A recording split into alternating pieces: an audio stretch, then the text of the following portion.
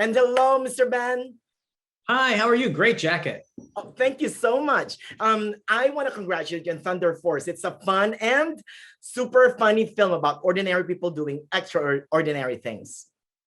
Oh, thanks so much. I'm glad you liked it. We had a blast making it. We hope people enjoy it. Oh, you're so welcome. So, Mr. Ben, you're a self-described comic book nerd, but really smart, right? There's a big difference according to the movie. Was that the root of your interest in writing and directing the film? Give us a genesis.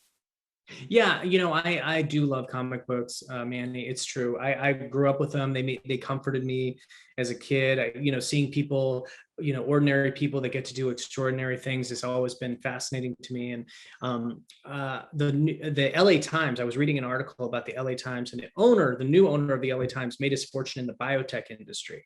So I was thinking about a superhero movie, and I thought, and I wanted to put Melissa and Octavia together because I don't know if you know this, but we're really good friends with Octavia from way back, 20 plus years.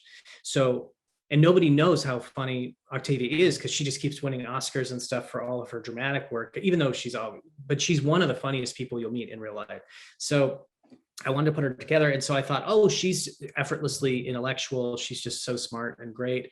So she could be the billionaire type who figures out, the power, how to do it. And then, if you needed somebody who's sort of more impulsive and, a scrapper, I was like, oh, that could easily be Melissa. She could play that really well. So the movie's really about friendship, Manny, about, people who are meant to be good friends, and for whatever reason they fall away from one another, and then they come back together even stronger than before. So it's a love story about friends.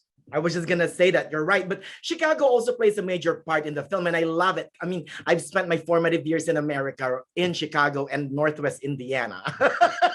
Cool. Thank you.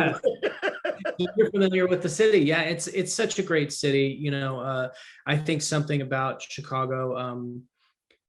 There's a lot of fun. By the way, it's weird. There's a lot of funny people from Chicago in the suburbs. It's just probably a coincidence, but it's such a beautiful place.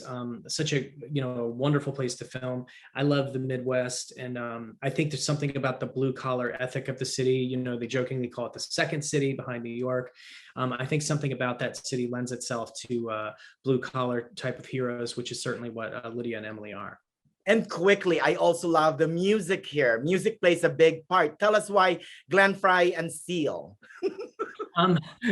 I thought, well, being a comic book nerd, a lot of times different characters have a thing, like, they'll different little mannerisms or something. So I thought it'd be fun to have, like, one of our heroes needs to listen to pump up music before she goes on a mission, because that's the kind of thing you would read in a comic book.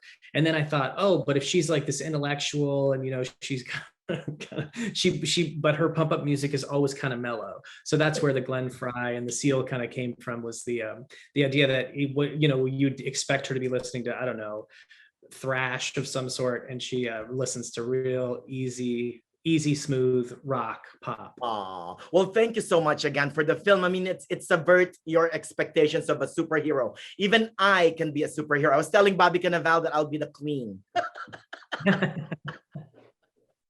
A big congrats again. Big congrats again, Mr. Ben. And I would never look at raw chicken the same way ever, ever, ever again. And you shouldn't. Don't eat it. Bye for now. Bye.